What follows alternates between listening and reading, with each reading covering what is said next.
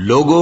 اپنے پروردگار سے ڈرو جس نے تم کو ایک شخص سے پیدا کیا، یعنی اول اس سے اس کا جوڑا بنایا، پھر ان دونوں سے کثرت سے مرد و عورت پیدا کر کے روئے زمین پر پھیلا دیے۔ اور اللہ سے ڈرو جس کے واسطے سے تم ایک دوسرے سے حقوق کا مطالبہ کرتے ہو، اور قطع رحمی سے بچو، کچھ شک نہیں کہ اللہ تمہیں دیکھ رہا ہے۔ اور یتیموں کا مال جو تمہاری تحویل میں ہو ان کے حوالے کر دو، اور ان کے پاکیزہ اور عمدہ مال کو اپنے ناقص اور برے مال سے نہ بدلو،